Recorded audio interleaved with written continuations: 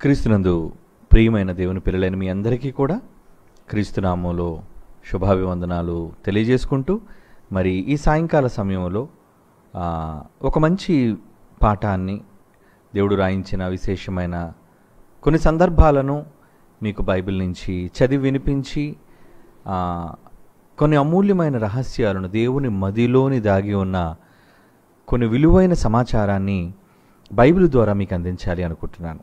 ప్రియులారా, ఈరోజు మరి మన పాఠంలో యెహోవాకు నీవు అతిథివా అని. ప్రియులారా, అతిథి అనగానే మన ఇంటికి మన ఆహ్వానం మేరకు ప్రేమతో మన ఆతిథ్యాన్ని స్వీకరించడానికి వచ్చేవాళ్ళని అతిథులు అని మనం పిలుస్తాం. కుటుంబాల మధ్య అతిథులు ఉంటారు, రాష్ట్రాల మధ్య అతిథులు ఉంటారు, చివరికి దేశాల మధ్య కూడా అతిథులు ఉంటూనే ఉంటారు. మరి పరాయి దేశస్తులు మన దేశానికి వాళ్ళు టూరిస్ట్స్ అంటారు వాళ్ళని. ఒకవేళ మన దేశాన్ని పర్యటించడానికి చూడడానికి వస్తే వాళ్ళందరూ కూడా మనకి అతిథులు. అందుకే మన దేశం కూడా అతిథి దేవో భవ చెప్పి అతిథులైన వారందరినీ కూడా చాలా గౌరవించాలి, ప్రేమించాలి అని మనకి సూచనలు ఇస్తూ ఉంటుంది ప్రభుత్వం. ఓకే, అయితే అతిథులు ఎప్పుడు వస్తారు? మన వాళ్ళు ఆహ్వానించినప్పుడు. ఏమండి, మన ఆహ్వానం మేరకు మన ప్రేమను అందుకోవడానికి, మన ఆతిథ్యాన్ని అందుకోవడానికి నిజంగా మన దగ్గరకు ప్రేమతో వచ్చేవాళ్ళే అతిథులుగా మారుతారు. మరి ఎవరినైతే మనం ఎక్కువగా ఇష్టపడతామో, ప్రేమిస్తామో వాళ్ళని మన ఇంటికి వాళ్ళని ఆహ్వానిస్తూ ఉంటాం. మరి ఇక్కడ మన పాఠంలో మనం ఆలోచించవలసిన సంగతి ఏంటంటే, యెహోవాకు అతిథిగా ఆయన దగ్గరికి వెళ్ళటం. సహజంగా చాలామంది దేవుణ్ణి తమ ఇంటికి అతిథులుగా ఆహ్వానించాలి అనుకుంటారు. కొందరైతే దేవుడు అతిథిగా మా మధ్య ఉన్నాడు అని కూడా భావిస్తూ ఉంటారు. ఎందుకంటే చాలామంది క్రైస్తవ గృహాలలో, నివాసాలలో Christ is the unseen guest in every meal అనొచ్చు, లేదంటే ఇన్ ఎవ్రీ కాన్వర్జేషన్ అనొచ్చు. ఇలా రకరకాలుగా బంగారు వాక్యాలు రాసుకుంటూ ఉంటారు. అంటే యేసుక్రీస్తు వారు దేవుడే స్వయంగా మా గృహానికి అతిథిగా ఉన్నాడు అని అనుకుంటూ ఉంటారు. అంటే మన ఇంటికి దేవుడు అతిథిగా రావటం అనేది అది చాలా గొప్ప విషయం. ఏమండి, సహజంగా దైవభక్తులైన ప్రతి ఒక్కరూ కూడా దేవుణ్ణి అతిథులుగా తమ గృహంలో మరి ఆహ్వానమిచ్చి ఆతిథ్యం ఇవ్వాలని అనుకుంటారు. కానీ ఇక్కడ మనం ఆలోచించవలసిన విషయం ఏంటంటే, దేవుడు మనలను అతిథిగా పిలవటం. ఏమండి, దేవుడే మనలను అతిథిగా పిలవటం అంటే ఆయన దగ్గరకు మనం అతిథులుగా వెళ్ళగలమా? అంటే దేవునికి కూడా అతిథులు ఉంటారా? ఉంటారండి, ఉంటారు. ఒక మాట బైబిల్ నుంచి ఈ సందర్భంగా మీకు చదివి వినిపించాలి అనుకుంటున్నాను. కీర్తనల గ్రంథంలో 15వ కీర్తన దయచేసి చూడండి ప్రియులారా. కీర్తనల గ్రంథం 15వ కీర్తనలోని మొదటి వచనం నుంచి చదువుదాం. మొదటి వచనంలో ఏముంది? అక్కడ అంటున్నాడు చూడండి, యెహోవా నీ గుడారములో అతిథిగా ఉండదగిన వాడు ఎవడు అంటున్నాడు. చూడండి, అంటే దేవుని గుడారములో అతిథిగా ఉండదగిన వాడు ఎవడు అంటే అతిథిగా దేవుని గుడారములో ఉండతగుతుందా? ఏమండి, ఎవరైనా దేవుని గుడారంలో అతిథిగా ఉండగలరా? ఉండగలరు గనుకనే దేవుడు కొందరిని అతిథులుగా ఆహ్వానిస్తున్నాడు. గనుకనే ఎవరు నీ గుడారంలో అతిథిగా ఉండగలరు అని ఆయన మాట్లాడుతున్నాడు భక్తుడు. అంటే దేవుని గుడారములో కూడా అతిథులుగా వెళ్ళవలసిన వాళ్ళు కొంతమంది ఉన్నారు. అందుకే దేవుని గుడారం అంటే ఏంటి? మీరు బొమ్మలో చూస్తున్నట్లుగా ఏమండి, గుడారము అనగానే ఒక టెంట్, ఒక బట్టతో చేసినది గుడారం. ఈ గుడారం అన్న పదాన్ని ఎందుకు ప్రయోగించాడంటే, ఇశ్రాయేలీలు మరి ఐగుప్తు బానిసత్వపు చెర నుంచి వారు 40 ఏళ్ళు మరి ప్రయాణం చేసి అరణ్య మార్గం గుండా తాముకు వాగ్దానం చేసిన పాలుతేనెలు ప్రవహించే కనాన దేశంలోనికి రావటం కోసం 40 ఏళ్ళు కాలం పడితే ఆ 40 ఏళ్ళు దేవుడు వారి మధ్య ఉన్నాడండి. ఎలా అంటారా? దేవుడు కూడా ఇశ్రాయేలీల గుడారాల మధ్య ఆయన కూడా ఒక గుడారం వేసుకుని ఉన్నాడు. టెంట్, గుడారం అనగానే.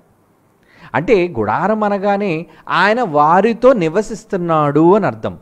ఆయన వాళ్ళతో కూడా కలిసి పని చేస్తున్నాడు, కలిసి ప్రయాణం చేస్తున్నాడు, వారికి కూడా తోడుగా ఉన్నాడు అని అర్థం. అది ఏమండి, దేవుడు టెంట్ ఇశ్రాయేలీయుల మధ్య ఉందా? ఉంది. అందుకే ఒక మాట బైబిల్లో ఈ సందర్భంలో మీకు చదివి వినిపించాలనుకుంటాను. మొదటి దినవృత్తాంతముల గ్రంథం 17వ అధ్యాయం చూడండి ప్రియులారా. దినవృత్తాంతముల మొదటి గ్రంథం 17వ అధ్యాయము 5వ వచనాన్ని మనం చూడగలిగితే దేవుడు ఎక్కడ ఉండేవాడో అక్కడ చెప్తున్నాడు. చూడండి, చెప్పబడింది, రాయబడింది అక్కడ. మొదటి దినవృత్తాంతముల గ్రంథం 17వ అధ్యాయము 5వ వచనం. ఇశ్రాయేలీయులను రప్పించిన నాట నుంచి నేటి వరకు నేను ఒక ఇంటిలో కట్టబడిన రాతి కట్టడం కావచ్చు, లేదంటే సిమెంటు ఇటుకలు కట్టడం కావచ్చు, కట్టడాలలో నేను నివసించలేదు, కానీ ఒకానొక గుడారములో అంటున్నాడు. చూడండి, ఒకానొక డేరాలో అంటున్నాడు. అదే మీరు బొమ్మలో చూసింది, డేరా, గుడారము. అందులో ఏం చేశారట ఆయన? నివాసము చేసి తిని అంటున్నాడు. చూడండి, అంటే ఇశ్రాయేలీయులతో పాటు, అంటే తన పిల్లలండి, తన పిల్లలతో పాటు కలిసి ఉండేవాడు.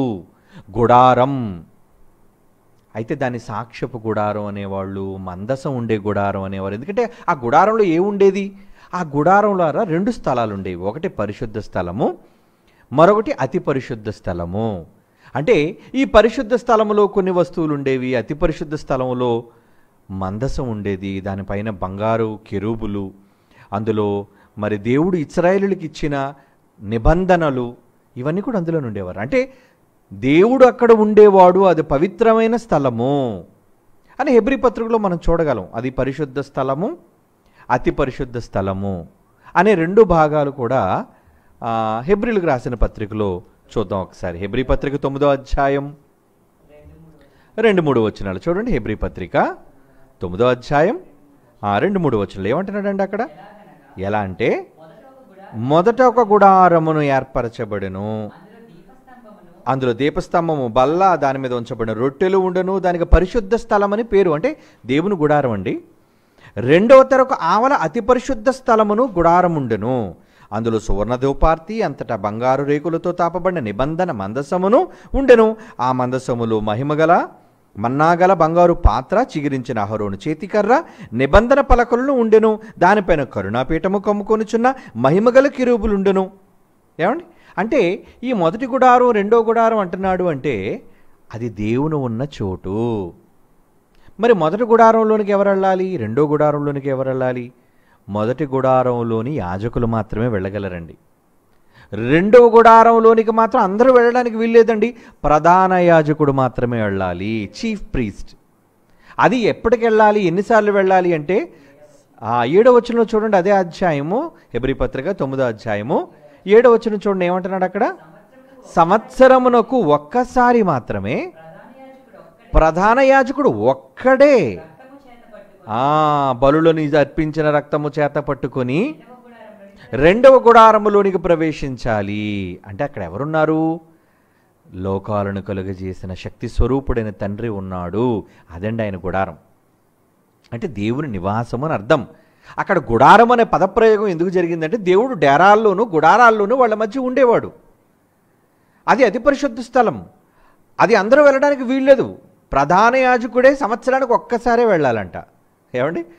365 రోజుల్లో ఒక్కసారి మాత్రమే లోనికి ప్రవేశం ప్రధాన యాజకుడికి ఉంటే ఎవరు పడితే వాళ్ళు వెళ్ళకూడదండి ఇశ్రాయేలులో, నువ్వు ఎంత భక్తుడివైనా సరే. అలాంటి దేవుడు నివసించే గుడారములోనికి ఎవరినండి భక్తులుగా లేదంటే అతిథులుగా ఆహ్వానిస్తాడు ఆయన? ఆ గుడారంలో ఎవరైనా ఉండగలరా?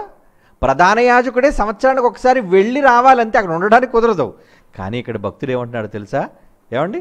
మళ్ళా చదువుతాం, కీర్తనల గ్రంథం 15వ అధ్యాయం 1వ వచనం అండి.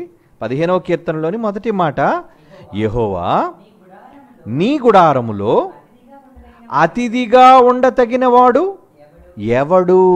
అంటే దేవుడు కూడా మనుష్యులలో అతిథులను ఆహ్వానిస్తాడా? అతిథులను దేవోభవ అని మనం అంటాం, కానీ దేవుడే అతిథులను ఆహ్వానిస్తున్నాడు. అంటే దేవుడు తన దగ్గర ఉండడానికి అతిథులుగా ఆహ్వానిస్తున్నాడు అంటే వాళ్ళు ఎంత గొప్పవాళ్ళై ఉండాలి మీరు ఆలోచించండి. వాళ్ళకి ఎన్ని ప్రత్యేకతలు ఉండాలి మీరు ఆలోచించండి. ఏమండి? ఒక సీఎం క్యాంప్ కార్యాలయానికి కావచ్చు, లేదంటే సీఎం నివసించే నివాస మందిరానికి కావచ్చు, ఎవరు పడితే వాళ్ళు వెళ్ళగలరా? నో అడ్మిషన్ అండి. చాలా ఫుల్ టైట్ సెక్యూరిటీ ఉంటుందండి. ఎవరు పడితే వాళ్ళు రాకూడదండి. ఒక రాష్ట్ర ముఖ్యమంత్రి అండి, ఇక ప్రధాని, ఏమండి, ఒక దేశ ప్రెసిడెంట్, అగ్రరాజ్య ప్రెసిడెంట్, అమెరికా ప్రెసిడెంట్ అయితే ఎలా ఉంటుందండి? అబ్బో, ఎన్ని ఆంక్షలు, ఎన్ని నియమాలు.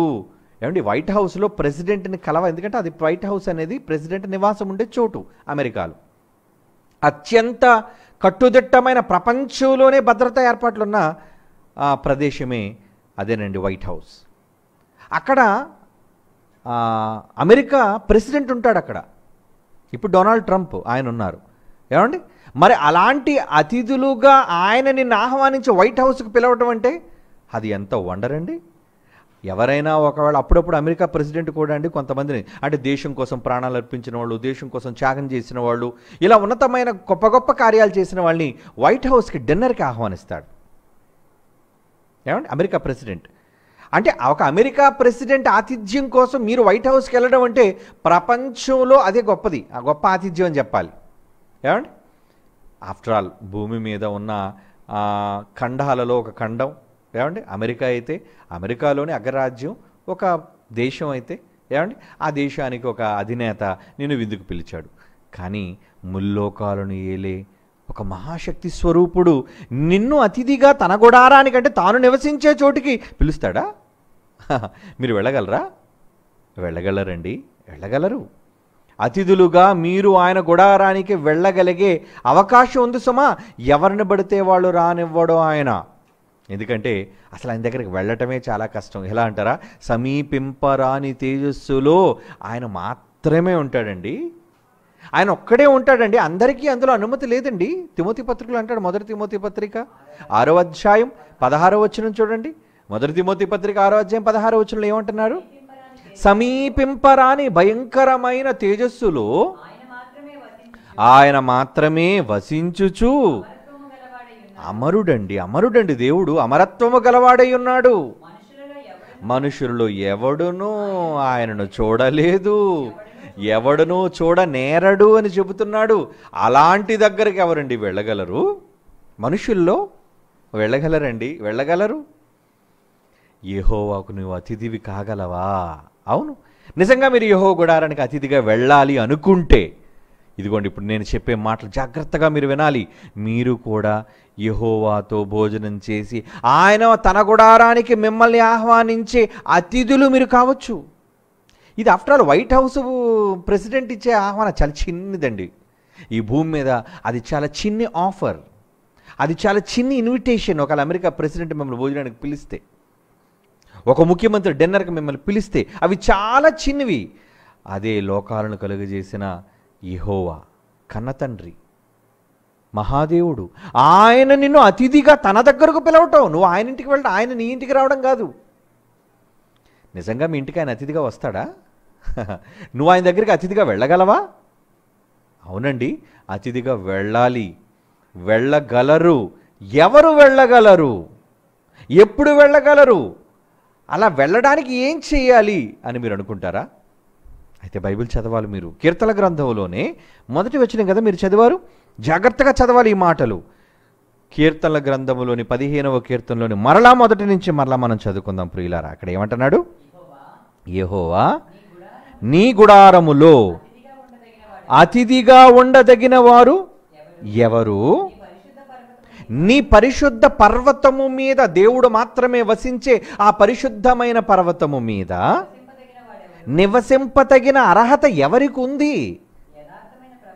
Yes, answer is starting from second verse. అంటే జవాబు 2వ వచనం నుంచి ప్రారంభమైంది. చూడండి ఏంటా జవాబు?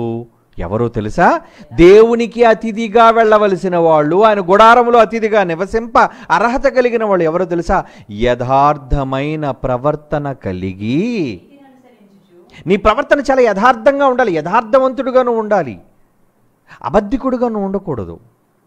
ఏది యథార్థమైనదో, ఏది సత్యమైనదో, ఏది వాక్య సంబంధమైనదో దాని ప్రకారముగా నివసించి దాని ప్రకారముగా బ్రతికే వాళ్ళేనండి యథార్థవంతులు. ఆ యథార్థమైన ప్రవర్తన కలిగి నీతిని అనుసరించుచు హృదయపూర్వకముగా నిజము పలుకువాడే. అబ్బా, మొదటి అర్హత చెప్తున్నాడు చూడండి. ఏమండి, ఈ అర్హత ఒకవేళ మీలో ఉంటే ఎలా మీరు ఆయన గుడారానికి అతిథిగా వెళ్ళాలని నేను చెప్తాను.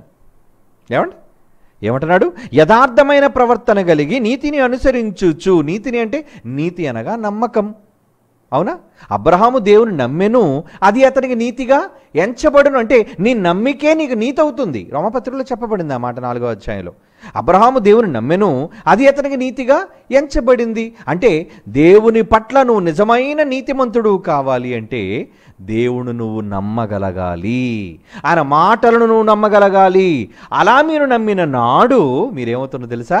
నీతిమంతులైతే ఆ నీతిని అనుసరించి మరలా, అంటే వాక్య ప్రకారముగా, దేవుని మీద నమ్మకం ప్రకారముగా, హృదయపూర్వకముగా, మనస్ఫూర్తిగా నిజము పలుకువాడే. అంటే అబద్ధికుడు ఆయన దగ్గరికి వెళ్ళలేడండి. అంటే ఏ అబద్ధికుడు? వాక్యాన్ని కలిపి చెరిపి సత్యాన్ని అసత్యంగా మార్చే వాళ్ళందరూ అబద్ధికులు. మర్చిపోకండి, నీ వాక్యమే సత్యము. యేసుప్రభువు ఏమన్నారు? యోహాను సువార్త 17:17లో నీ వాక్యమే సత్యము. అంటే సత్యమును హృదయపూర్వకముగా నిజం పలుకువాడే. అంటే వాక్యమును ఉన్నది ఉన్నట్టుగా చెప్పేవాడు, ప్రజల కోసం భయపడి వాక్యాన్ని మలిచేవాడు, మార్చేవాడు దొంగ. ఈరోజు భక్తులను చెప్పుకుంటున్నారు చాలామంది, ఈరోజు వాక్యోపదేశకులను చెప్పుకుంటున్నారు చాలామంది. వాళ్ళందరూ కూడా నిజంగా దైవజనులను మీరు అనుకుంటున్నారా? కాదండి, దేవుని సత్యమును అసత్యమునకు మారుస్తున్న వాళ్ళంతా. బైబిల్లో లేని దాన్ని తమ అవసరతల కొరకు మలుచుకుంటున్న వాళ్ళంతా. వాళ్ళు నిజాన్ని పలికే వాళ్ళు కారు, అబద్ధికులు. ఎందుకంటే వాళ్ళు తండ్రి యొక్క అపవాది సంబంధులు. వాడు అబద్ధికుడు, నిజం పలకడు. వాడు నోటి వెంబడి నిజం రాదు. అంటే నిజం ఏదైనా ఉందంటే అది వాక్యం మాత్రమే, సత్యం మాత్రమే, అది ఉన్నట్టుగా చెప్పేవాడు మాత్రమే. వాడే నిజము పలుకువాడే. అట్టివాడు ఏం చేస్తారట? అలా నిజాన్ని పలికేవాడు. అది వాడుకున్న మరో అర్హత ఏంటో తెలుసా? అలా నిజంగా వాక్య ప్రకారంగా నీతిని అనుసరించి ప్రవర్తించేవాడు ఎలా ఉంటాడో తెలుసా అండి? నాలుకతో కొండెములాడడు. కొండెములంటే కొంతమందికి ఉంటుందండి దుర్బుద్ధి. ఎప్పుడు చూడండి వాళ్ళ మీద పోస్టు, వీళ్ళ మీద పోస్టు, వాళ్ళ మీద చెడు మాటలు, వీళ్ళ మీద చెడు మాటలు. కొండేలు అంటారు వాళ్ళని, కొండెగాళ్ళు అంటారు మగవాళ్ళైతే, కొండె కత్తెలు అంటారు ఆడవాళ్ళైతే. ఏమండి, అంటే ఎప్పుడు ఎదుట వాళ్ళ మీద కంప్లైంట్ బ్రెయిన్. చాలామందిలో, మీలో చాలామందిలో ఈ దౌర్భాగ్యమైన గుణం ఉంటుంది. జాగ్రత్త, బివేర్. ఎప్పుడు చూడండి అందరి మీద కంప్లైంట్. కొండెమంటే కంప్లైంటే. చెడ్డగా మాట్లాడడం, అనుకూలమైనది మాట్లాడరు ఎప్పుడు. ఏ వ్యక్తిని కూర్చానా ఏమైనా చెడు తెలుస్తుందా, వెంటనే అది చెప్పాలి. ఆ వ్యక్తిని గురించి చెడే మాట్లాడాలి. అది చెడు మాట రూపంలో కావచ్చు, ఈరోజు సోషల్ మీడియాలో ఒక పోస్ట్ రూపంలో కావచ్చు, లేదా నువ్వే ఎవడం కూర్చో మాట్లాడి తప్పుడుగా పోస్ట్ చేయడం కావచ్చు. ఏమండి, లేదా కనబడిన వాళ్ళందరితో ఏదో సహోదరుని గురించి చెడ్డగా మాట్లాడడం కావచ్చు. ఇవన్నీ కొండెములు. అట్టివాడు నాలుకతో కొండెములాడడు. అంటే మంచివాడు ఎప్పుడు కొండెలు పలకడు, సహోదరుల మీద చెడ్డ మాటలు మాట్లాడు. ఏమంటే నిజంగా కొండేలు చెప్పేవాడు యేసుప్రభు అనుకోండి, అసలు మానవ మనుగడ జరగగలదా? మంచోడండి, మహానుభావుడు. మనకున్న ఇద్దరు అన్నలు ఎలాంటి వాళ్ళంటే మన పక్షాన దేవునికి మంచిని చెప్పేవాళ్ళు. వాళ్ళు ఎప్పుడు కంప్లైంట్ బ్రెయిన్ కాదు. నాన్న తమ్ముడు ఇలాంటి వాడు, నాన్న ఆ తమ్ముడు ఇలాంటి వాడు, నాన్న అలా చెప్పేవాళ్ళు కాదర్రా. ఎవరు? మన అన్నలు. మన పక్షాన దేవునికి విజ్ఞాపన చేసే మంచివాళ్ళు, ఉత్తముల వాళ్ళు. మనమా నాన్న దగ్గర ఉండి మనం ఏం చేస్తామండి? అన్ని కంప్లైంట్లే కదండి. కంప్లైంట్. కొంతమందిలో ఈ దుష్టబుద్ధి ఉంటుందండి. ఏంటది? కొండెములు చెప్పడం. సామెతల గ్రంథం 16వ అధ్యాయము 28వ వచనం చూడండి. సామెతల గ్రంథం 16వ అధ్యాయం 23. జాగ్రత్త, బైబుల్. ఏమండి, బైబిలు ప్రకారంగా ఎవరు చేస్తారో వాళ్ళే పరలోకానికి అర్హత సంపాదించుకునేవాళ్ళు. బైబిల్ చదివేవాళ్ళు, మోకరించి ప్రార్థన చేసేవాళ్ళు, కీర్తనలు గళమెత్తి పాడేవాళ్ళు, వాయిద్యాలు వాయించేవాళ్ళు, ఏమండి వీళ్ళు కారు. ఎవరైతే సత్యవాక్యాన్ని అనుసరించి ప్రవర్తిస్తారో వాళ్ళకే పరలోకం. ఈ దొంగలు చెప్పిన మాటలని నమ్మి మోసపోకండి, వద్దు. బైబిల్ ఏమంటుంది? సామెతల గ్రంథం 16వ అధ్యాయం 28వ వచనమండి. మూర్ఖుడు కలహము పుట్టించును, కొండెగాడు మిత్రభేదము చేయను అంటే అందరి మీద వీడు వ్యతిరేకి. ఏమండి, కొంతమంది పడదు. ఎందుకు పడదు? ఎప్పుడు చూడండి వాళ్ళ గురించి కామెంట్లు, ఎప్పుడు చూడండి వాళ్ళ గురించి మాట్లాడడం. అంటే వీడు యెహోవా మందిరానికి అతిథిగా వెళ్ళదగినవాడు కాడు. అసలు అలాంటి వాడికి నో ఎంట్రీ. ఎందుకంటే అలాంటి వాడు దేవుడికి అసహ్యుడు. ఏమండి, మరొక మాట చూద్దాం. ఏమని రాస్తున్నాడు దావీదు? కీర్తనల గ్రంథంలో 140వ కీర్తనలోని 11. అంటే ఈ 15వ కీర్తన దావీదు చెబుతున్నాడు. దేవుడికి ప్రియుడు కదా దావీదు. దేవుడికి ఇష్టానుసారుడైన మనుష్యుడు, ఆయన ఉద్దేశములను నెరవేర్చేవాడు కనుక అలాంటి దేవుని మనసిరిగిన దావీదు చెబుతున్నాడు 15వ అధ్యాయంలో ఎలాంటి వాడు ఉండకూడదు. 140వ కీర్తనలోని 11వ వచనం, కొండెములాడువారు భూమి మీద స్థిరపడకుందురుగాక, ఆపత్తు బలాత్కారులను తరిమి వారిని పడద్రోయునుగాక. వాళ్ళకి జరిగే కీడదేనండి, వాళ్ళకి జరిగే కీడదే. ఏమండి, ఎదుట వాళ్ళ మీద నిందల మోపేవాడు ఎవడో తెలుసా? బైబిల్ అంటుంది, సామెతల గ్రంథం చూడండి. కొండెములు చెప్పేవాడు, చెడు మాట్లాడేవాడు. సామెతల గ్రంథం 13వ అధ్యాయం 5వ వచనం ఏమంటున్నాడు? సామెతల గ్రంథం 13వ అధ్యాయం 5వ వచనం, భక్తిహీనుడు నిందించుచు అవమానపరుచును. అదే నీతిమంతుడికైతే కాని మాట అసహ్య. నువ్వు చెప్పొద్దు, వాళ్ళ కోసం చెప్పొద్దు నువ్వు. అంటే నీతిమంతుడు ఎప్పుడు కూడా తప్పుడు మాటలు వినడు, తప్పుడు మాటలను ప్రోత్సహించడు. చెడ్డవాడైతే ఆడికి ఎప్పుడూ చెడే కావాలి. వినేవాడు చెడ్డవాడే, చెప్పేవాడు చెడ్డవాడే, మర్చిపోకండి. ఏమండి, భక్తిహీనుడు నిందించుచు అవమానపరచును. అంటే వీడు ఎందుకు పోస్ట్ పెడుతున్నాడు? ఎదుటివాడిని నిందించాలి, ఎదుటివాడిని అవమానించాలి. ఎదుటివాడు ఎదిగిపోతున్నాడు, ఎదుటివాడు గొప్పవాడైపోతున్నాడు, ఎదుటివాడు మాటలు అందరూ వింటున్నారు కనుక సహించలేని ఈ దుర్మార్గుడు ఏం చేస్తాడు? వాడిని నిందలు మోపుతాడు వాడి మీద. అతను అలాంటి వాడండి, ఆమె అలాంటిదండి, అతను మంచివాడు కాడండి, చెడ్డవాడండి. నువ్వు చూసావా?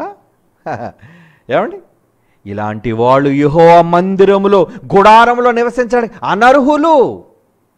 రానివ్వడు. ఆయన నివసించే చోటికి వాళ్ళు వెళ్ళరు.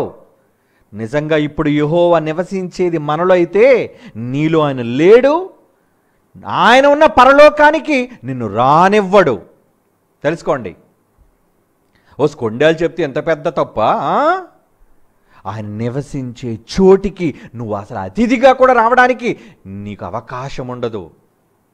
కనుక కొండేలు చెప్పకండి, కొండేలు మాట్లాడకండి, ఎదుట వాళ్ళ మీద తప్పుడు వ్యాఖ్యలు చెయ్యకండి. అందుకే అంటున్నాడు, అటివాడు నాలుకతో, ఉత్తముడైన వాడు ఏం చేస్తాడు తెలుసా? నాలుకతో కొండెములాడడు, తన చెలికానికి కీడు చెయ్యడు. 3వ వచనం అండి, 15వ కీర్తనలోని 3వ వచనం. అటివాడు నాలుకతో కొండెములాడడు, తన చెలికానికి కీడు చెయ్యడు, తన పొరుగువాని మీద నింద మోపడు. పొరుగువాని మీద ఎప్పుడు చూడు ఎదుటివాడి మీద నిందలేనరా? నీ నోటి వెంబడి మంచి మాటలు రావా? నీ నోటి వెంబడి మంచి మాటలు రావా? మంచి మాటలు పలుకు, వాడిని మార్చే మాటలు పలుకు, దేవుని సంబంధమైన వాక్య సంబంధమైన మాటలు మాట్లాడు. కొండెములు కాదు. నువ్వు కొండెలు చెప్పే గుణం నీకుంటే అసలు పరలోకానికి నువ్వు వెళ్ళవు. అంటే దేవుడు నివసించే చోటుకు నువ్వు వెళ్ళవా? No invitation. అసలు నువ్వు అతిథిగా వెళ్ళవు. ఏమిటి, కొండేలు చెప్తే ఎంత దౌర్భాగ్యమైన పరిస్థితి? అవునో, ఎందుకో తెలుసా? ఈ కొండేలు చెప్పే గుణం అపవాదిది.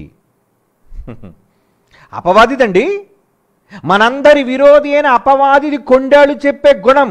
ఎలా అంటారా?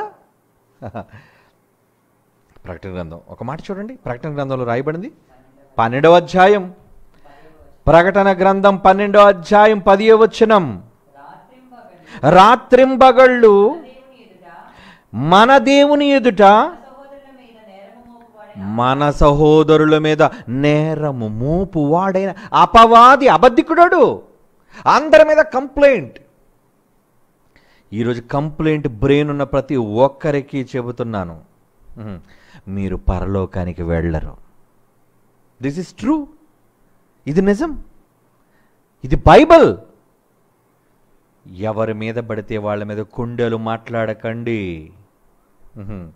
ఏదో మీ గొప్ప నిజం తెలిసిపోయిందనో, ఏదో ఎవరికీ తెలియలేని సత్యం మీకే తెలిసిపోయిందనో, అది 10 మందికి చెప్పడం వల్ల మీరెవరో మిమ్మల్ని ఉద్ధరిస్తారనో అనుకుంటున్నారేమో.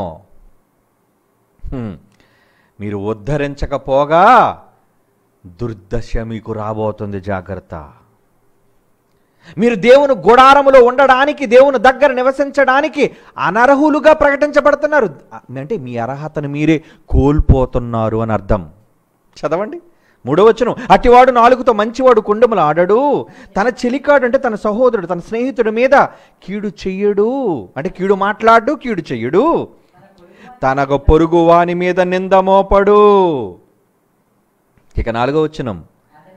అతని దృష్టికి నీచుడు అసహ్యుడు, అంటే ఇలాంటి దౌర్భాగ్యులైన వాళ్ళందరినీ కూడా అసహించుకోవాలి.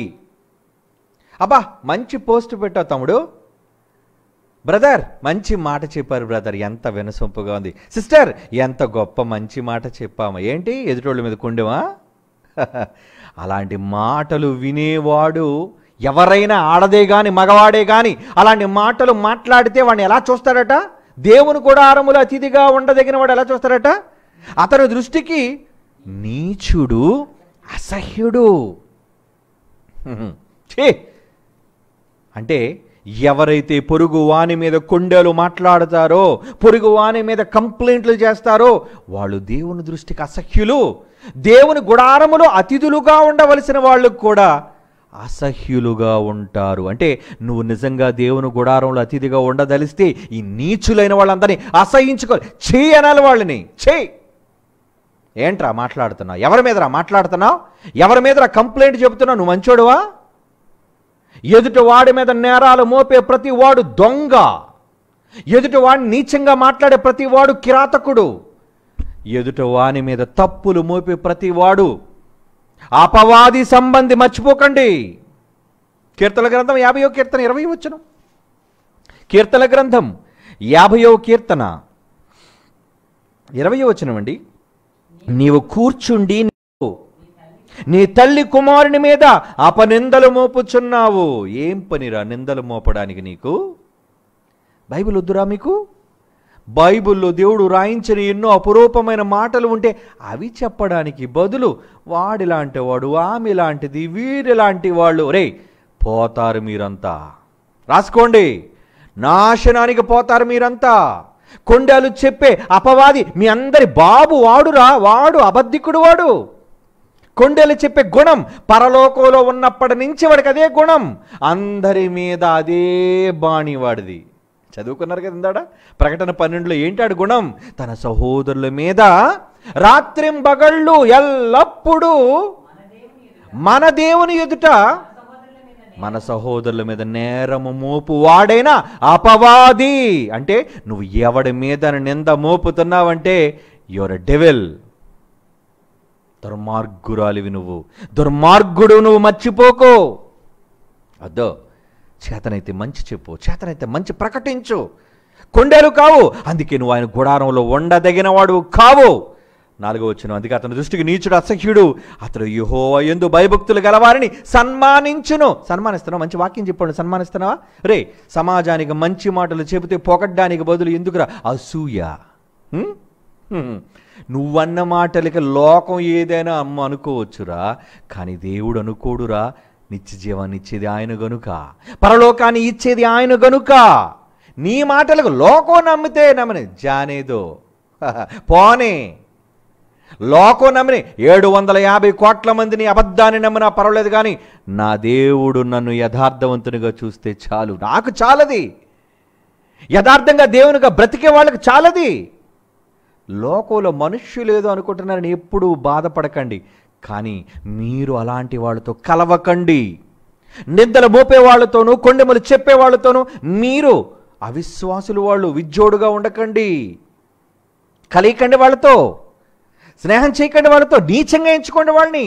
అలాంటి వాళ్ళకు దూరంగా ఉండండి. అందుకే అంటున్నాడు ఏమని? 4వ వచనం. అతని దృష్టికి నీచుడు అసహ్యుడు, అతడు యెహోవా యందు భయభక్తులు గలవారిని సన్మానించుడు, అతడు ప్రమాణము చేయగా నష్టము కలిగినను మాట తప్పడు. అలాంటి వాళ్ళకండి అర్హత.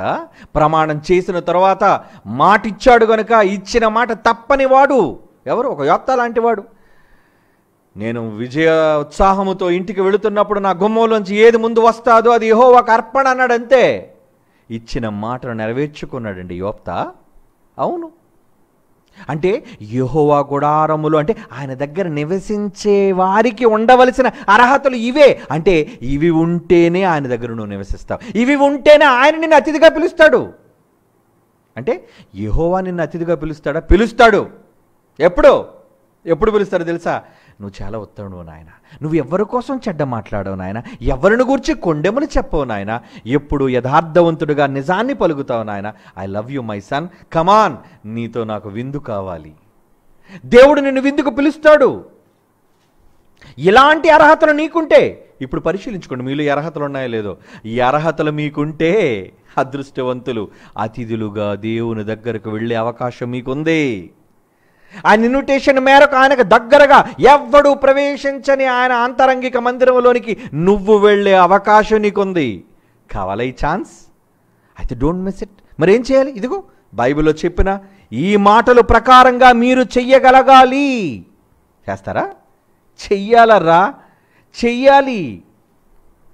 కీర్తన గ్రంథం 39 చూడండి, మంచి మాట. కీర్తన గ్రంథం 39వ కీర్తనలోని 12వ మాట. కీర్తన గ్రంథం 39వ కీర్తనలోని 12, నీ దృష్టికి యెహోవా నా ప్రార్థన ఆలకించయ్యా, నా ఒక్కసారి నా మొరకు చెవ్వొగ్గువా తండ్రి, నా కన్నీళ్లు చూచి మౌనంగా ఉండకయ్యా. వీళ్ళంతా నన్ను నిందిస్తున్నారు. నీ దృష్టికి నేను అతిథి వంటి వాడను. ఎందుకంటాడు భక్తుడు ఈ మాట? దేవుని దృష్టికి భక్తుడు అతిథా? ఎస్. అంటే అతిథి అంటే ఏమండి? మీ ఇంటికి అతిథులు వస్తే ఎలా చూస్తారు చెప్పండి? ఎప్పుడు లేని వెరైటీస్, ఎప్పుడు లేని కావలసిన వాటన్నిటిని సమకూర్చి, మీరు ప్రతిరోజు మామూలుగా పప్పు అన్నం తినొచ్చు, కానీ అతిథులు వస్తే నాన్ వెజిటేరియన్. వచ్చే అతిథిని బట్టి వాళ్ళకి వడ్డించే ఎన్ని ఐటమ్స్. అంటే అతిథిగా ఉంటే అతిథి మర్యాదలు పెరుగుతాయి. దేవుడంతటి వాడే నిన్ను అతిథిగా స్వీకరించే పరిస్థితి ఉంటే నీకు ఎన్ని సత్కారాలు జరుగుతాయి, నీకు ఎన్ని మేలులు జరుగుతాయి నీ జీవితంలో. ఏ రోజున ఆలోచిస్తున్నారా మీరు? ఏమండి? అందుకే అంటున్నాడు, ఏమంటున్నాడు? నీ దృష్టికి నేను అతిథి వంటి వాడను, నేను అతిథి వంటి వాడను. అవునండి, అతిథులు అంటే మీరు నిజంగా దేవుని పట్ల అతిథులుగా ఉన్నారా? దేవుడు మిమ్మల్ని పిలిచే అతిథులుగా మీరు మారారా? మారాలి. లేదంటే ఆయన గుడారంలో అడుగు లోపల పెట్టే అవకాశం మీకు లేదు, రాదు. అర్హతలండి. ఏమంటే ఒక సీఎం దగ్గరికి, పిఎం దగ్గరికి మీరు వెళ్తున్నారంటే ఎన్ని చెకప్లు ఉంటాయి అనుకోండి. ఏ బాంబు తీసుకెళ్ళిపోతున్నారు లోనికి. ఫుల్ టైట్ సెక్యూరిటీ మధ్య ఎన్నో స్కానింగ్ మిషన్లు దాటుకుంటూ మీరు వెళ్ళాలి. ఈలోపు మీ మీద ఇన్వెస్టిగేషన్ ఉంటుందంటే మీరు ఎలాంటి వాళ్ళు, దేనికి వస్తున్నారు, మీ బ్యాక్గ్రౌండ్ ఏంటి, అన్నీ ప్రోటోకాల్ ప్రకారంగా అవన్నీ వాళ్ళు అన్నిటినీ స్టడీ చేసిన తర్వాతే మీకు ఎవరితోనైనా ముఖ్యులతో మీటింగ్. మరి దేవునితో మీరు ఒకవేళ సహచర్యం చేసి దేవుని గుడారానికి అతిథిగా మీరు వెళ్ళాలి అంటే ఈ అర్హతలన్నీ ఉండాలండి. ఇవన్నీ ఉంటేనే మీరు అతిథిగా దేవుడు మిమ్మల్ని గుర్తిస్తాడు. యెహోవాకు మీరు అతిథి వంటి వారుగా మారుతారు మీరు, లేదా రానివ్వడు. ఏమండి? అతిథులు అంటే అంత ఆతిథ్యం అంటే ఏదో చిన్నదనుకోకండి. ఆతిథ్యం ఎంత గొప్పది ఇప్పుడు నేను చెబుతాను, మీరు ఆశ్చర్యపోతారు. మీ అందరికీ తెలిసే విశ్వాసులకు తండ్రి అబ్రహాము చాలా గొప్పోడు, నమ్మకానికి తండ్రి లాంటి వాడు. అలాంటి విశ్వాసులకు తండ్రి అయిన అబ్రహాముకు 90 ఏళ్ళు గడిచి ఏళ్ళు దాటిపోతున్నా పిల్లలు లేరండి, పిల్లలు లేరు. కానీ ఒకానొక రోజు వచ్చింది. ఏంటో తెలుసా? దేవుడే తన ఇంటికి వచ్చాడు.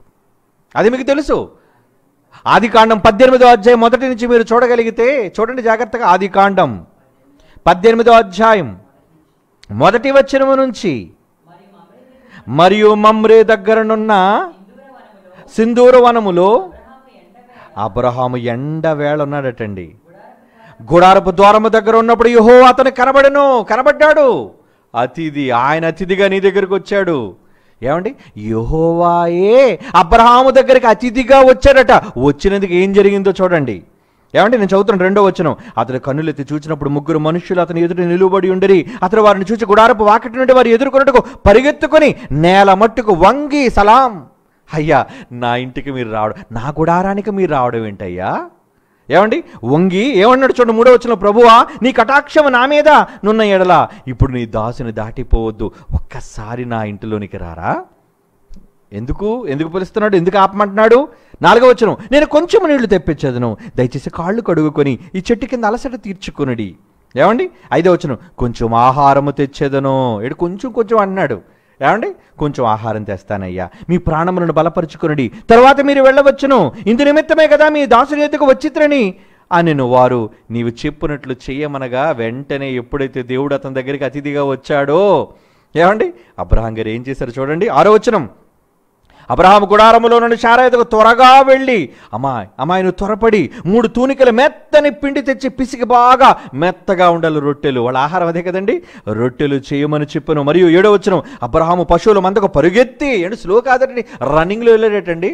అప్పటికే 90+ ఆయన అంటే 100కి దగ్గర పడుతున్నాడు. అలాంటి టైంలో ఏమండి పరుగెత్తుకొని ఒక మంచి లేత దూడను తెచ్చి ఒక పనివానికి అప్పగించను, వాడు దాన్ని త్వరగా సిద్ధపరిచను. తరువాత అతడు వెన్నను, ఏమంటే చూడండి ఏం ఆతిథ్యంలో ఏం పెడుతున్నాడు చూడండి, అతడు వెన్నను పాలను తాను సిద్ధము చేయించిన దూడను తెచ్చి వారి ఎదుట పెట్టి వారు భోజనము చేయించుండగా వారి ఎదుట ఆ చెట్టు కింద స్టాండప్ నిలుచున్నాడటండి. అలాగా తండ్రి వచ్చాడు ఇంటికి, అతిథిగా వచ్చాడు. ఏమంటే అతిథికి ఎంత మంచి భోజనం పెట్టాడని, శ్రేష్టమైనది మంచి పాలుతో వెన్న తెచ్చాడట, చక్కటి లేగదోడను తెచ్చాడట, మెత్తని పిండితో రొట్టెలు చేశాడట. అలా తిన్నంతవరకు అలా నిలబడ్డాడటండి. అప్పుడు ఏమంటున్నాడు చూడండి, అప్పుడు ఏం జరిగింది చూడండి. ఆ చెట్టు కింద నిలుచుండి 9వ వచనం, వారతనితో నీ భార్య అని శారా ఎక్కడున్నదని అడుగ్గా. ఇంతకీ శారా కోసం వీళ్ళు ఎందుకు అడుగుతున్నారు? భలే వంట చేసిందయ్యా, వండర్ఫుల్, సూపర్, కితాబ్ ఇవ్వడానికి కాదు. ఏమండి నీ భార్య అని శారా ఎక్కడ ఉన్నదని అతను అడిగా, ఇదిగో గుడారములో ఉంది. అబ్రహాంకి అర్థం కాలేదు ఎందుకు అడుగుతున్నారు. శారాని అడిగితే వంట ఆవిడే కదని చేసింది, మెచ్చుకుంటారేమో అనుకున్నాడు. లేదు లేదు లేదు లేదు. 10వ వచనం, వెంటనే దేవుని నోటి నుంచి వచ్చిన మాట చూడండి. అందుకు ఆయన, మీదటికి ఈ కాలమున నీ యొద్దకు నిశ్చయముగా మరలా వస్తాను ఇంటికి అతిథిగా. అప్పుడు నీ భార్య అయిన శారాకు ఒక కుమారుడు కలుగునని చెప్పాను. వరం ఇచ్చేశారండి. ఏంటా వరం? ఏమండి 100 ఏళ్ళు వరకు ఇంచుమించు ఇస్సాకు పుట్టేటప్పటికి అతని వయసు 100 ఏళ్ళండి, ఇంచుమించు 100 సంవత్సరాలండి. ఏమండి 100 ఏళ్ళు పిల్లలు లేక బాధపడుతున్న ఆయన ఒక్క ఆతిథ్యంతో వారసుని సంపాదించాడు కాదా? ఆలోచించండి. ఒకే ఒక చిన్న ఆతిథ్యం, యెహోవా తన ఇంటికి అతిథిగా వచ్చినందుకు 100 ఏళ్ళు పిల్లలు లేని ఆయన ఒక చిన్ని భోజనం పెట్టి తన కడుపు పండించుకున్నాడు. అంటే ఎలా తారుమారైపోయింది చూసారా? అంటే భోజనం వల్ల, ఆతిథ్యం వల్ల ఇంత గొప్ప పని జరిగిందా? అవునండి, అవును.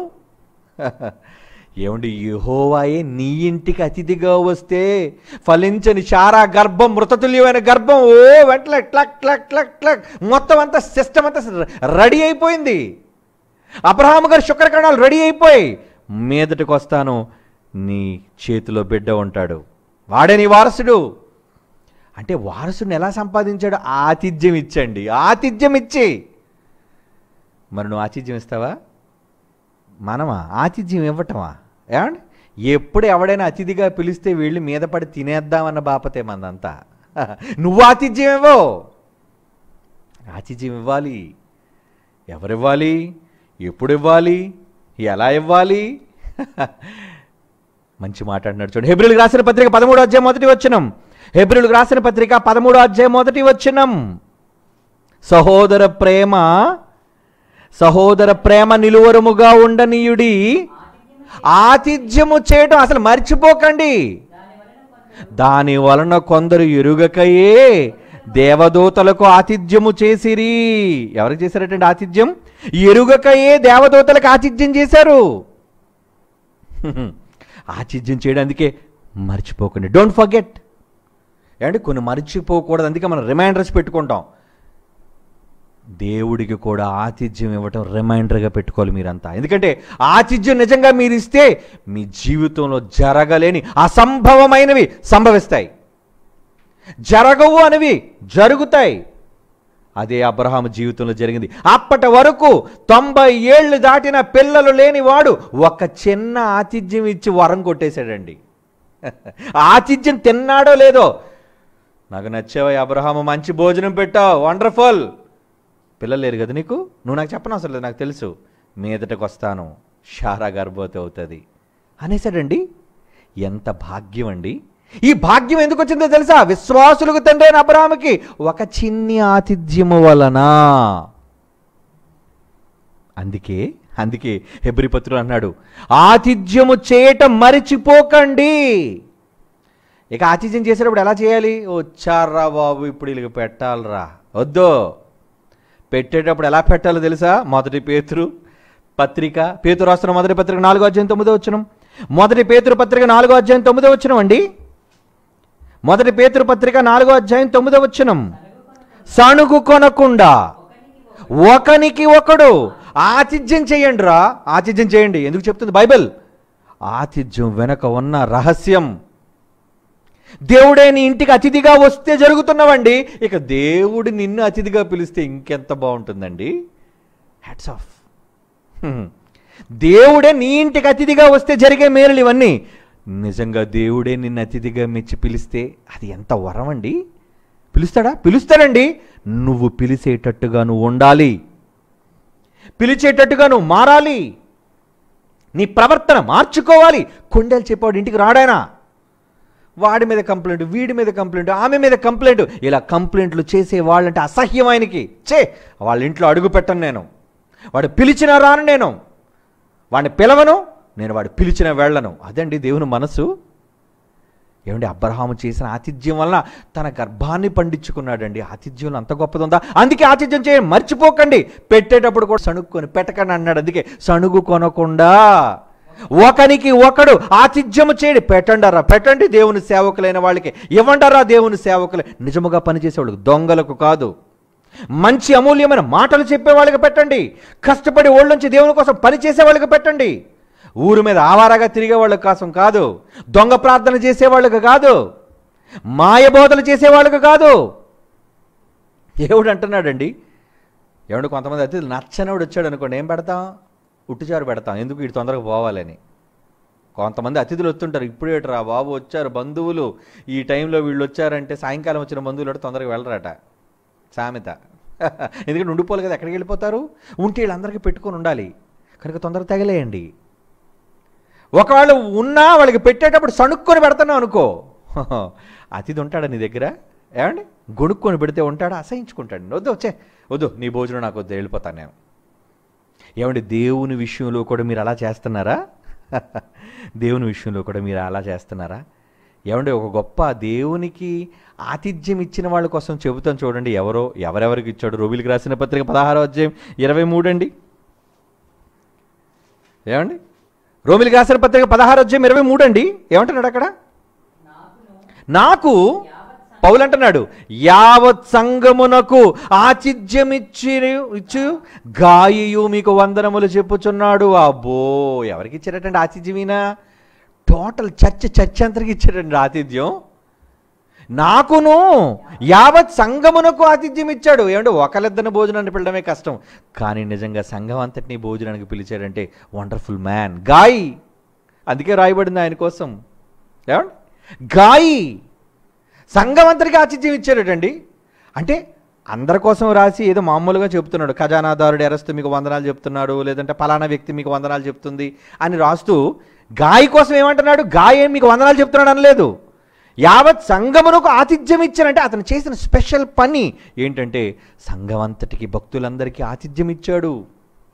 ఆతిథ్యం ఏంటి? భోజనమా కావచ్చు, బట్టలా కావచ్చు, ధనమా కావచ్చు, ఆర్థిక సహాయమా కావచ్చు, మాట సాయమా కావచ్చు, ఒళ్ళోంచి చేసిన చెమటోడ్చి చేసిన సహాయమా కావచ్చు, సేవ కోసం, నీతిమంతుల కోసం, దేవుని కోసం ఆలోచించే వాళ్ళ కోసం ఏది చేసినా అవన్నీ కూడా ఆతిథ్యము అంటున్నాడు చూడండి. ఆతిథ్యం కనుక ఇంకొక మంచి మాట చూడండి. మత్తయి రాసిన సువార్త, ఏమండి, రోమిలికి రాసిన పత్రిక చూసిన తర్వాత మత్తయి రాసిన సువార్త చదువుకోండి. రోమాపత్రిక 12వ అధ్యాయం 13వ వచనం చూడండి ప్రియులారా. రోమాపత్రిక 12వ అధ్యాయము 13వ వచనం. పరిశుద్ధుల అవసరములలో పాలు పొందుచు శ్రద్ధ, ఆతిథ్యం ఇచ్చినాడు. ఏదో పెట్టేసాంలే అని కాదు, ఏదో పెట్టేశాం ఏదో ఇచ్చేసాం కాదు, శ్రద్ధ, అటెన్షన్. ఆతిథ్యం ఇచ్చేటప్పుడు అటెన్షన్. ఏమంటే అతిథికి వడ్డిస్తున్నప్పుడు, అతిథికి పెడుతున్నప్పుడు ఏదో పెట్టేసాం కాదండి, ఏది ఇష్టమో అది తెలుసుకుని వాళ్ళకి పెట్టటం. అదే చెప్తున్నాడు, పరిశుద్ధుల అవసరములు.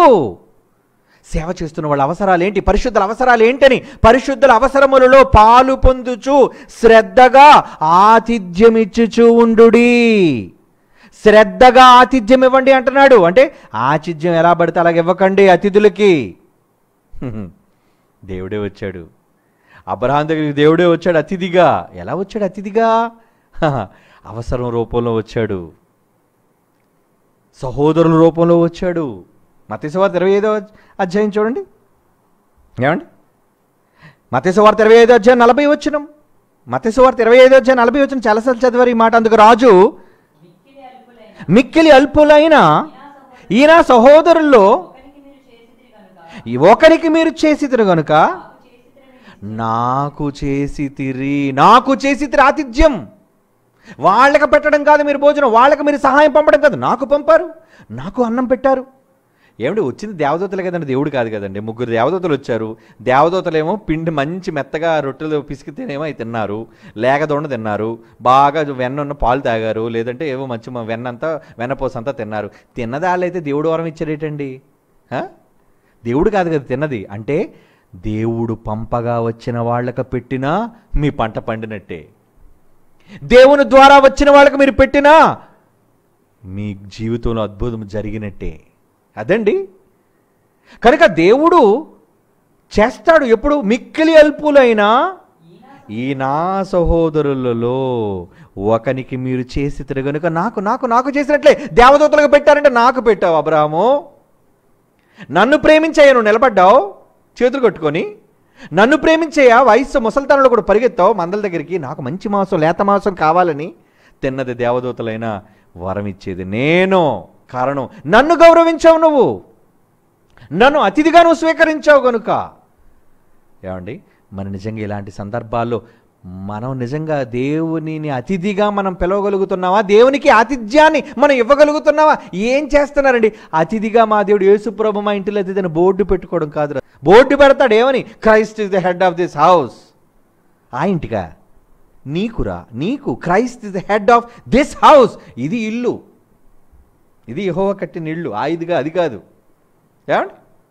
The unseen guest in every meal. అంటే కనిపించని నీతో పాటు అతిథి. నువ్వు తినేతన బాగా ఏం పెడుతున్నావు? నువ్వు నీ పిల్లలు మేస్తారు. ఎవరైనా బయట వాళ్ళని పిలిచి పెడుతున్నావా? బయట సహోదరుల అవసరాలు తీరుస్తున్నావు. అది ఆతిథ్యం ఇవ్వడం అంటే, అది సహాయం చేయడం అంటే. నువ్వు కుటుంబంతో గట్టిగా తినటం కాదు. అర్థం అవ్వలేదండి క్రైస్తవ్యానికి. బైబిల్ యొక్క మూలాలు, దేవుని యొక్క ఆలోచనలు క్రైస్తవ్యానికి అర్థం కాలేదు కనుకనే అపార్థం చేసుకొని నాశనానికి పోతున్నారు. కుండేలు మాట్లాడుకొని దేవుడు అసహించుకుని నీచులుగా మారిపోతున్నారు ఈరోజు. వద్దు, మిమ్మల్ని మేల్కొల్పడానికి చెబుతున్న మాటలు. మీరు ఎవరు నాకు శత్రువులు కారు, మిమ్మల్ని ప్రేమించి దేవుడు చెప్పమన్న మాటలు చెబుతున్నాను. కనుక దేవుని పట్ల మీరు ఎటువంటి ఆతిథ్యాన్ని ఇవ్వడం మీరు మర్చిపోతున్నారా? వద్దర్రా, వద్దు వద్దు వద్దు వద్దు. ఆతిథ్యాన్ని ఇవ్వడం మర్చిపోకండి. తిమోతికి పౌలు గారు రాస్తున్న మొదటి పత్రిక 5వ అధ్యాయం 15వ వచనం చూడండి.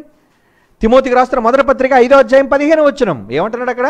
సత్క్రియలకు పేరు పొందిన విధవరాలు పిల్లలను పెంచి పరదేశులకు ఆతిథ్యమిచ్చి, ఏమండి, పరిశుద్ధుల పాదములు కడిగి శ్రమపడు వారికి సహాయము చేసి. మీరు చేస్తున్నారా ఏమైనా ఇటువంటివి? ఏమైనా ఎన్నో సందర్భాల్లో జైశాలి గారు వాళ్ళ ఇల్లుకి వెళ్తే ఆయన పాదాలు కడిగిన వాళ్ళు ఉన్నారండి. పాదాలు కడుగుతున్న అసూయ పడుతున్న సన్నాసులు ఉన్నారండి బయట, నీచులు, కొండిగాళ్ళు. ఏమండి, ఎన్నో సందర్భాల్లో నేను వాళ్ళ ఇంటికి వెళితే వద్దు నాన్న మొక్కుకుంటున్న, బాబోయ్ నా మాట వినకుండా బలవంతం చేసి నా కాళ్ళు కడిగిన వాళ్ళు ఉన్నారండి అందరూ. ఎందుకు కడుగుతున్నారు? నేను ఏదో గొప్ప ఉండను కాదండి, ఆయన మాట మోసుకొచ్చాను నేనని, ఆయన మాటలు ప్రకటిస్తున్నాను నేనని. ఇది చూచి వారవలను కుక్కలు మొరుగుతాయి. ఏమని? కాళ్ళు కడిగించుకోవచ్చా? నీళ్లతో పాదాల కడగొచ్చా, సెంటు పొయ్యొచ్చారు, నీకేం తెలుసురా కుక్క? నీకు దేవుడు అంటే అర్థం కాడురా, నీచుడా. నువ్వు యెహోవా గుడారములో ఉండదగినవాడు కావురా, నువ్వు అసహ్యుడివి. చదువుకో, కీర్తన 15వ అధ్యాయం చదువుకో. నిన్ను అసలు రానివ్వడు. దేవునికి ఆతిథ్యం చెయ్యనివాడు, దేవునికి అతిథిగా పనికి రానివాడు, దేవుని సేవలో ఆతిథ్యం ఏ ఒక్కరికి పంచనివాడు. గాయి చూడరా, గాయి ఎంత గొప్పోడు, సంఘం అంతరికి ఇచ్చాడు ఆతిథ్యం. అందుకే గాయికి లెటర్ రాశాడు తెలుసా మీకు యోహాను గారు? యోహాను పత్రిక చూడండి, మీకు తెలుసో తెలీదో, ఏమంటే చదవాలి మరి బైబిల్ని. ఏం చేశారు తెలుసా? 3వ యోహాను పత్రిక ఒకే ఒక అధ్యాయం ఉంటుంది కదా, మొదటి అధ్యాయం మొదటి వచ్చిన ఒకే అధ్యాయం ఉంటుంది. మొదటి వచ్చిన చదవండి. యోహాను గారు అండి, యేసు ప్రేమించిన యోహాను గారు ఏమని రాస్తున్నాడు ఆయన? 3వ యోహాను పత్రిక మొదటి అధ్యాయం మొదటి వచ్చిన, పెద్దనైన నేను సత్యమును బట్టి ప్రేమించు ప్రియుడైన గాయునకు శుభమని చెప్పిరానిదంటే ఈ ఉత్తరాన్ని గాయిక రాస్తున్నాడు. ఎందుకు రాయాలి గాయికి? సంఘం అంతటికి ఆతిథ్యం ఇచ్చాడు. ఎంత గొప్పడు గాయి. ఏమండి, నువ్వు ఆతిథ్యం ఇవ్వడం తెలియదు, ఎదుటి గాయం చేయడం తెలుసు. ఏమని? కొండేలు మాట్లాడడం. వాడి చెడ్డవాడండి, వాళ్ళు ఎందుకంటే భోజనం పెట్టారు, వీళ్ళకి ఎందుకంటే బట్టలు ఇచ్చారు, వీళ్ళకి ఎందుకంటే పంచారు. మనం చేస్తున్న ఎన్నో ఉత్తమమైన కార్యక్రమాలు చూసి సహించలేక కుక్కలు మరుగుతున్నాయి. అవి కుక్కలు కనుక. మీరు చేసుకుంటూ వెళ్ళండి ఉత్తమమైన కార్యక్రమాలు. ఎవరి కోసం భయపడకండి. వాళ్ళ మాటలు మీ వెంట్రుక రాల్చలేవు. మరగనివ్వండి కుక్కల్ని. కానీ దేవునికి ఆతిథ్యం చేయటం మర్చిపోకండి. పరిశుద్ధుల అవసరాల్లో పాలు పొందడం మర్చిపోకండి. అది మీరు దేవునికి ఆతిథ్యం ఇస్తున్నట్టు. ఎప్పుడైతే మీరు దేవునికి ఆతిథ్యం ఇస్తారో, ఏమండి, మనం ఎవరైనా ఇంటికి అతిథులుగా పిలిచాం అనుకోండి, అప్పుడు వాళ్ళు ఏం చేస్తారు? వాళ్ళు కూడా మనల్ని వారి ఇంటికి అతిథులుగా రమ్మంటారు. ఎందుకంటే మనల్ని పిలిచారు కదా, భోజనం పెట్టారు కదా, మనం కూడా పిలకపోతే బాగోదు కదా. అవునా కదా? ఆలోచించండి. ఎవరైనా మనల్ని బాగా పిలిచి మంచి భోజనం పెట్టి చాలా గొప్పగా ఆతిథ్యం ఇచ్చారనుకోండి, మనం మర్చిపోండి వాళ్ళని. మనం ఏమనుకుంటాం? ఏమండి, మనల్ని పిలిచి ఎంత చక్కగా మనకు ఆతిథ్యం ఇచ్చారే, మనం కూడా వాళ్ళని పిలుద్దామండి అనుకుంటారా లేదా? అనుకుంటారు కదా. ఎవరైతే దేవునికి ఆతిథ్యం ఇస్తారో, సహోదరులకు ఆతిథ్యం ఇస్తారో, దేవుడు అలాంటి వాడు ఆతిథ్యం పొందినవాడు కాబట్టి, అయితే ఇలాంటి వాడిని నేను అతిథిగా పిలాలి, అందుకు నిన్ను పిలుస్తాడు. లేదా తన గుడారానికి నువ్వెందుకు వెళ్తావు? నువ్వు రానిస్తాడా నిన్ను? నువ్వు కన్నీళ్లు ప్రార్థన చేసినందుకు రానివ్వడు. నీ మోకాళ్ళ చెప్పులు అరిగిపోయినందుకు రానివ్వడు నిన్ను. తప్పుడు మాటలు చెప్తున్నారు వీళ్ళంతా. బాగా మోకాళ్ళేసి నల్లగా అరిగిపోయినట్టుగా, చెప్పలన్నీ ఊడిపోయేటట్టుగా ప్రార్థించే ఆయన పిలుస్తాడు నిన్నని. నా ఎక్కడుంది బైబిల్లో? ఎక్కడుంది? ఆతిథ్యం చెయ్యండి. ఆతిథ్యం సహోదరులకు ఆతిథ్యం చేయండి. మీరు గదిలోకి వెళ్ళి ప్రార్థన చేసి మోకాళ్ళు చెప్పలు ఎరిగిపోయినంత వరకు ప్రార్థన చేస్తే మిమ్మల్ని అతిథులుగా పిలవడం. This is Bible. నమ్మండి, ఎప్పటికైనా నమ్మండి. మీ మార్పు కోసం చెబుతున్న మాటలు, మనుషుల మెహర్బానీ కోసం చెబుతున్న మాటలు కావు ఇవి. మీ జీవితాలను మార్చుకోండి. మీరు యెహోవాకు ఆతిథ్యం చేస్తే ఆయన తన గుడారానికి మిమ్మల్ని అతిథులుగా పిలుస్తాడు. That is the logic. యెహోవా గుడారములో అతిథిగా ఉండదగిన వాడు ఎవడో? వీళ్ళు ఒక గాయి లాంటి వాడు, ఒక పౌలు లాంటి వాడు, ఒక పేతురు లాంటి వాడు, ఒక దావీదు లాంటి వాడు, ఎందరో భక్తులు దేవుని గుడారములో ఉండతగిన వాళ్ళు. ఎందుకంటే వాళ్ళు కొండములాడేవాళ్ళు కారు, వాళ్ళు అబద్ధాలు చెప్పేవాళ్ళు కారు, వాళ్ళు సత్యాన్ని చెప్పేవాళ్ళు, చెలికానికి కీడు చేయాలనుకునేవాళ్ళు కారు. దావీదు ఉన్నాడండి, దావీదు ఉన్నాడు. మంచివాడా? అవును. తన మీద విరోధంగా మాట్లాడేవాడిని కనబడితే చంపేమంటారా అని అడిగాడు. నా వదిలేశాడండి. అంటే కీడు చేయాలను, రాజు అయిన తర్వాత కూడా కీడు చేయాలనుకోలేదు. వాళ్ళకి ఎంత మంచి మనసు అండి దావీద్ది. అలాంటి వాళ్ళండి యెహోవా గుడారంలో ఆతిథ్యాన్ని స్వీకరించడానికి అర్హత కలిగిన వాళ్ళు. యెహోవాకు నువ్వు అతిథివా? అతిథిగా నువ్వు ఉండాలి అంటే ముందు యెహోవాకు ఆయన తరపున పంపబడిన వారికి ఆతిథ్యం చేయడం నేర్చుకో. ఆతిథ్యం అంటే తిండి ఒకటే కాదు, నీ సత్క్రియలు, నీ త్యాగపూరితమైన పనులు, నీ సహాయ కార్యక్రమాలు, ఇవన్నీ అతిథికి సంబంధించిన అతిథి సత్కారాలు అంటారు దానిని. అది నువ్వు చేస్తే దేవుడు నిన్ను గుర్తిస్తాడు. అప్పుడు ఆయన నిన్ను అతిథిగా పిలుస్తాడు. ఏమండి? అతిథిగా పిలుస్తాడు. మరి యెహోవాకు మీరు నిజంగా అతిథులుగా ఉండాలి అనుకుంటున్నారా? అవును, ఉండాలండి. రండి మరలా కీర్తన 15వ కీర్తనలోని 4వ వచనం. కీర్తనల గ్రంథం 15వ అధ్యాయం అంటే మనం చదువుకుంటుంది. అతని దృష్టికి నీచుడు, అసహ్యుడు, అతని యెహోవా యందు భయభక్తులు కలిగిన వారిని సన్మానించును. అంతేగాని దూషించడు. వాడు చెడ్డోడని సన్మానిస్తాడు. కాళ్ళు కడిగి సన్మానిస్తాడు, అన్నం పెట్టి సన్మానిస్తాడు, అవసరతలు తీర్చి సన్మానిస్తాడు. అతడు ప్రమాణం చేయగా నష్టము కలిగినను మాట తప్పడు. 5వ వచనం, తన ద్రవ్యమును వడ్డీకి ఈడు. ఏమండి, డబ్బులు వడ్డీకి తిప్పుకునే వడ్డీ వ్యాపారి చేయడాయన. సహోదరులు అడిగారు, తీసుకో, నాకు నువ్వు ఇవ్వనవసరం లేదు. డబ్బులు ఇస్తారండి చాలామందికి, తిరిగి అడుగుతారు, కానీ కొంతమంది అడగరు. కారణం, వడ్డీకి ఇవ్వలేదయ్యా, నీకు సహాయం చేశాను నేను. కనుక వీళ్ళేమో తన ద్రవ్యమును వడ్డీకి ఇయ్యడు. వడ్డీకి ఇచ్చేవాడు దుర్మార్గుడు. యెహోవా గుడారముల అతిథిగా రానివాడు, వడ్డీలకు తిప్పుకునేవాడు. తన ద్రవ్యమును వడ్డీకి ఇయ్యడు, నిరపరాధిని చెరుపుటకే లంచము పుచ్చుకొనడు. ఏమండి, మంచి వాళ్ళు పాడు చేయడానికి లంచాలు తీసుకోడండి. ఎవడో ఇచ్చిన డబ్బు కోసం కకృతిపడి తప్పుడు వ్యాఖ్యలు చేయడండి. ఈ ప్రకారము చేయువాడు ఎన్నడునూ కదల్చబడడు. అతనండి అతిథి, అతనండి యెహోవా గుడారములో అతిథిగా ఉండ తగిన అర్హత పొందినవాడు. మీరున్నారా? వెళతారండి ఆయన గుడారానికి. వెళ్ళాలి అంటే దేవుడు చెప్పిన ఈ లక్షణాలన్నిటినీ కూడా మీరు చేయండి మీ బ్రతుకులలో. అదే మీ కుటుంబానికి నేర్పించండి, రాబోయే తరాలకు నేర్పించండి. అలా చేస్తేనే యెహోవా గుడారంలో మీరు అతిథులుగా ఉంటారు. మత్తయి రాసిన సువార్త 10వ అధ్యాయం 40వ వచనం చూడండి ప్రియులారా. మత్తయి రాసిన సువార్త 10వ అధ్యాయం 40వ వచనం ఏమంటున్నాడు? మిమ్మును చేర్చుకునివాడు నన్ను చేర్చుకొనును, నన్ను చేర్చుకునివాడు నన్ను పంపిన వారిని చేర్చుకొనును. అంటే అతిథిగా ముందు మీరు వేళ్ళని పిలిస్తే ఆ ఇంటికి వచ్చిన వీరే నేను వచ్చినట్టయ్యా, వాళ్ళకి పెడితే నాకు పెట్టినట్టయ్యా, వాళ్ళని అతిథులుగా మీరు స్వీకరిస్తే నన్ను అతిథిగా స్వీకరించినట్లయ్యా, నేను అతిథిగా నీ ఇంటికి వచ్చాను అంటే నా తండ్రి అతిథిగా నీ ఇంటికి వచ్చినట్టే. అదేనండి యేసుప్రభు మాట. అర్థం కాలేదా? మళ్ళీ చదవండి. ఏమంటున్నాడు? మిమ్మల్ని చేర్చుకునేవాడు అంటే ఈ వాక్యాన్ని చేతపట్టి వెళ్ళిన మిమ్మల్ని చేర్చుకునేవాడు నన్ను చేర్చుకుంటాడు. నన్ను ఎవరైతే చేర్చుకుంటారో వాడు నన్ను పంపాడే పరలోకపు తండ్రి నన్ను పంపిన వాడిని కూడా చేర్చుకొనును అంటున్నాడు. చూడండి, అంటే ఇప్పుడు యెహోవా గుడారములో ఉండతగిన అతిథి ఎవరు? ఎవరండి? యెహోవా గుడారములో అతిథిగా ఉండదగిన వాళ్ళు ఎవరండి? నువ్వా? నువ్వు అతిథి కాగలవా? అతిథులుగా మారాలి, ఆతిథ్యం చేయడం నేర్చుకోవాలి. సంఘం అంతటికీ ఆతిథ్యం ఇచ్చిన గాయి ఆతిథ్యం చేయడం మర్చిపోకుండా పరిశుద్ధుల అవసరంలో పాలు పొందుచూ ఉన్న వారందరూ కూడా ఆతిథ్యం ఇచ్చేవాళ్ళు మర్చిపోకండి. మీరంతా యెహోవా గుడారములోనికి అక్కడ వెళ్ళబోతున్నాం మనమంతా. ఆయనే తన గుడారమును మన పైన కప్పును. ఎప్పుడు కప్పుతాడు?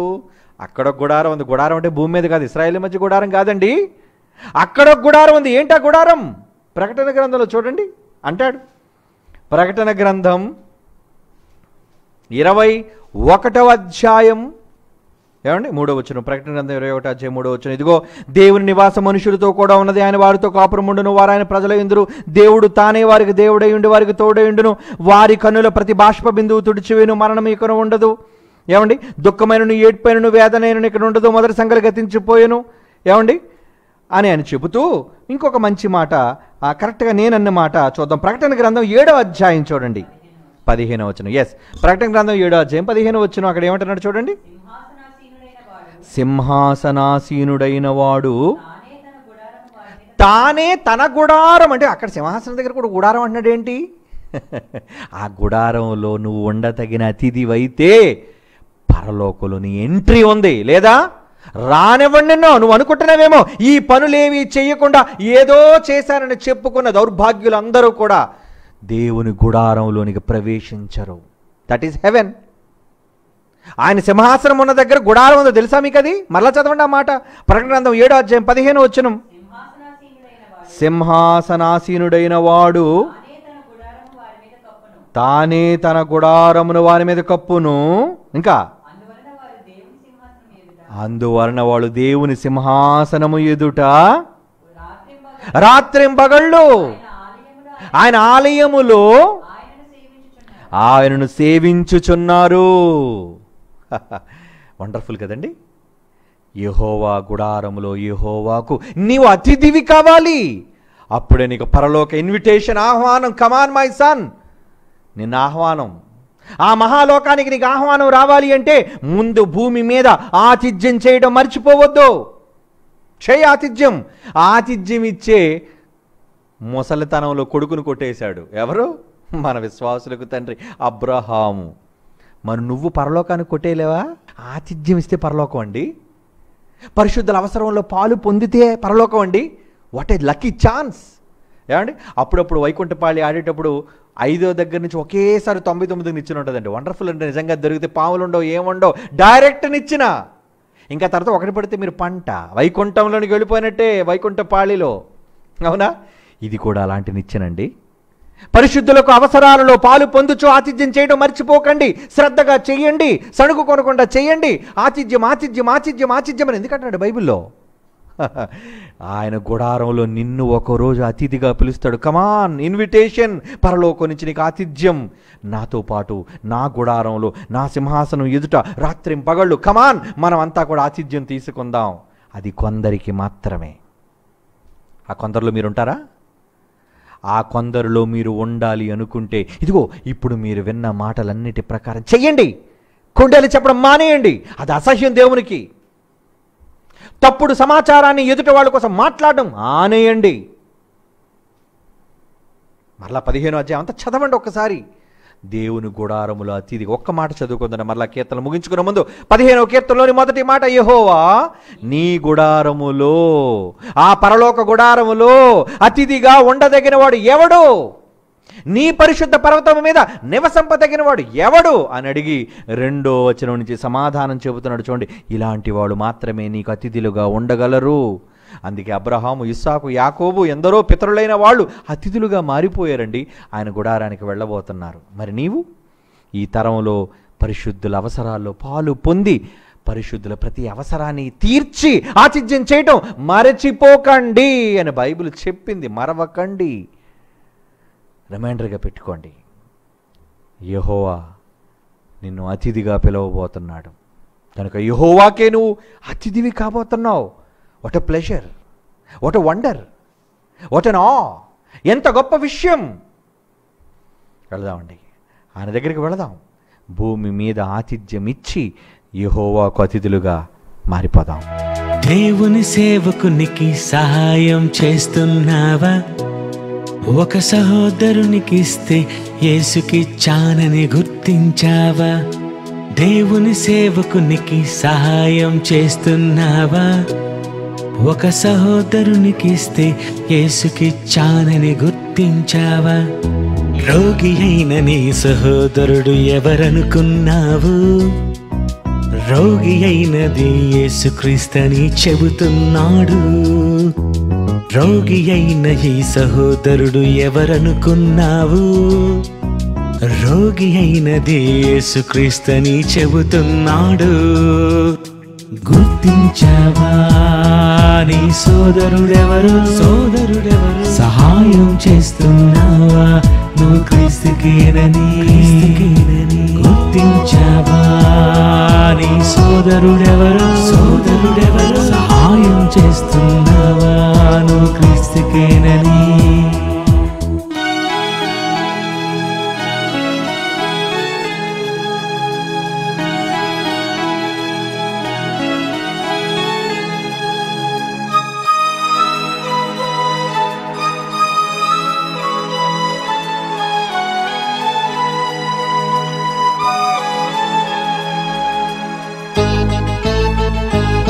ఉపకార ధర్మము చేయుట మరువకు.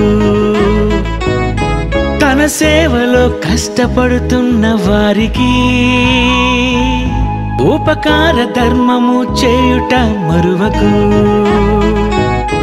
ప్రభు సేవలో కష్టపడుతున్న వారికి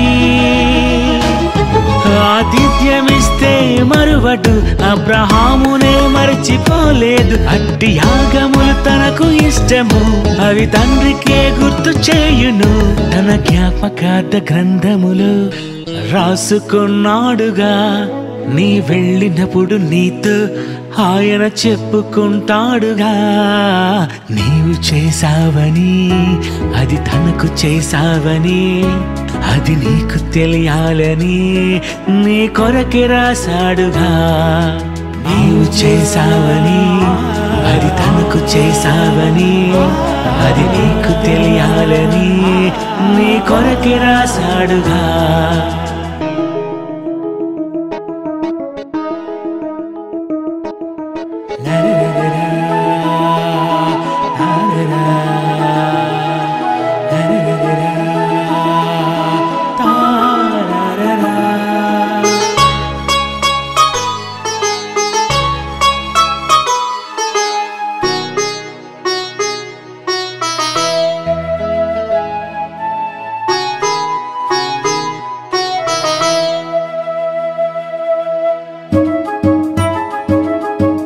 బీదలనందరిని కనికరించు వారిని తనకు అప్పిచ్చువానిగా తండ్రి ఎంచును. గిన్నెడు చన్నీళ్ళే ఇచ్చిన వారిని ప్రభువు జ్ఞాపకం చేసుకొని ఫలమునిచ్చును.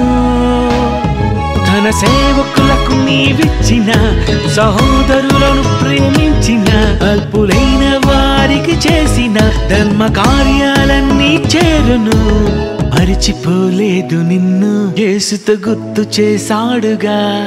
నా తండ్రి చేత ఆశీర్వాదం పొందారని అన్నాడుగా. నీవు చేశావని తన మాట విన్నావని నీ కష్టమిచ్చావని నువ్వు శ్రమలు పడ్డావని నీవు చేశావని అది తనకు చేశావని నీ కష్టమిచ్చావని నీ కొరకే రాశాడుగా.